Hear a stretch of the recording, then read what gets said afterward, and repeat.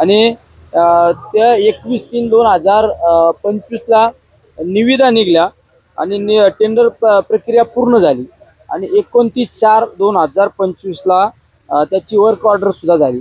या गोष्टीला 2.5 महिने लुटून गेले आणि अद्यापर्यंत त्या रस्त्यावर कुठलंच काही नाही।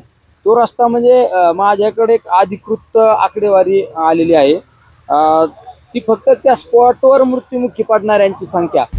आता isakal.com आहे देशातील नंबर 1 ची मराठी न्यूज वेबसाईट। प्रत्येक अपडेटसाठी isakal.com ला नक्की भेट द्या। एखाद्याचा त्या ठिकाणी ऍक्सिडेंट झाला, तिथून नगरला पेशंट आणलं, तिथून जास्त सिरियस झालं तर पुण्याला नेलं आणि हॉस्पिटलमध्ये त्याचा मृत्यू झाला तर ती महानगरपालिकेत नोंद झाली, नगर महानगरपालिका असो किंवा पुण्यात असो, असे वेगवेगळ्या ठिकाणी झाले।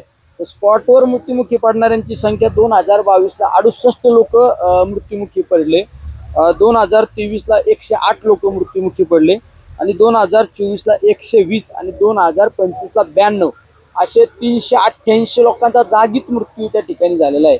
त्यामुळे आमचं मागणी ही आहे की 2.5 महिने लुटून गेले तरी अद्याप त्या रस्त्याच्या कामाला प्रत्यक्षरित्या सुरुवात होत नाही। त्याची टेंडर प्रोसिजर होऊन सुद्धा तर रस्त्याचं कामाला प्रत्यक्षरित्या सुरुवात झाल्याशिवाय मी काही उठणार नाही।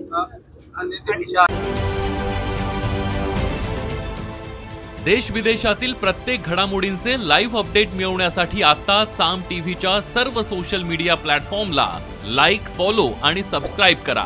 तसंच सर्व नोटिफिकेशनसाठी बेल आयकॉन प्रेस करायला विसरू नका।